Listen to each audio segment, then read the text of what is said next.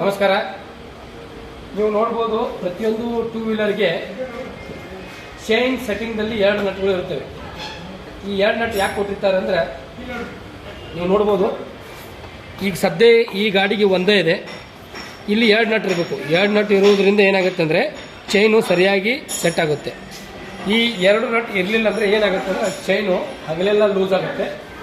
Customer ತಕರಾರು ಮಾಡ್ತಾನೆ ಮೆಕ್ಯಾನಿಕ್ಗಳಿಗೆ, ನನ್ನ ಗಾಡಿ ಚೈನು ಹಗಲೆಲ್ಲ ಲೂಸ್ ಆಗ್ತಾ ಇದೆ.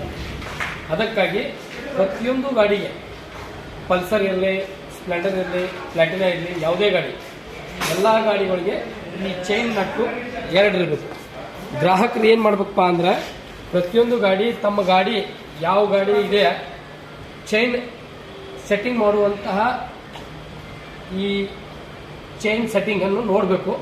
ನೋಡಿ ಅದರಲ್ಲಿ 2 ನಟ್ ಇರಲಿಲ್ಲ ಅಂದರೆ ಟೆಕ್ನಿಷಿಯನ್ ಕಡೆ, ಮೆಕ್ಯಾನಿಕ್ ಕಡೆ ಹೋಗಿ ಇನ್ನೊಂದು ನಟನ್ನು ಹಾಕಬೇಕು. ಸ್ಟಾಪ್ ಇಲ್ಲಿ 2 ನಟ್ ಇದೆ. ಮೆಕ್ಯಾನಿಕ್ಗಳು ಇಂಥ 2 ಸ್ಪ್ಯಾನರನ್ನು ತಗೋಬೇಕು. 10 2 10 mm. ಒಂದೊಂದು ಗಾಡಿಗೆ 12 10 ಇರುತ್ತದೆ. ಬಹಳಷ್ಟು ಗಾಡಿಗಳಿಗೆ 10 ನಂಬರ್ ಇರ್ತದೆ. ಇದನ್ನೇನು ಮಾಡಬೇಕಪ್ಪ ಅಂದರು, ಚೈನನ್ನು ಈ ಥರ ಹಿಡಿದು ಸೆಟ್ ಮಾಡಿದ ಮೇಲೆ ಇದನ್ನು ಹಿಡಿದು ಈ ಥರ ಲಾಕ್ ಮಾಡಬೇಕು. ಈ ಥರ ಲಾಕ್ ಮಾಡಿದರೆ ಒಂದು ಹಿಡಿಬೇಕು, ಒಂದನ್ನು ಟೈಟ್ ಮಾಡಬೇಕು. ಅದರಿಂದ ಏನಾಗುತ್ತೆ ಅಂದರೆ ಚೈನು ಈ ನಟ್ಟು ಲಾಕ್ ಆಗುತ್ತೆ. ಲಾಕ್ ಆಗಿ ವೈಬ್ರೇಷನ್ದಲ್ಲಿ ಹೊರಗೆ ಬರೋದಿಲ್ಲ. ಎಷ್ಟೋ ಟೆಕ್ನಿಷಿಯನ್ ಏನು ಮಾಡ್ತಾರೆ, ಒಂದೇ ಸ್ಪ್ಯಾನರ್ದಿಂದ ಟೈಟ್ ಮಾಡಿಬಿಡ್ತಾರೆ. ಅದು ತಪ್ಪು. ಅದಕ್ಕಾಗಿ ಎಲ್ಲರೂ ಈ ಥರ ಚೈನನ್ನು ಲಾಕನ್ನು ಹಿಡಿದು ಇದನ್ನು ಲಾಕ್ ಮಾಡಬೇಕು. ಓಕೆ, ಇದರಿಂದ ಏನಾಗುತ್ತೆ, ಚೈನು ಹಗಲೆಲ್ಲ ಲೂಸ್ ಆಗೋದಿಲ್ಲ.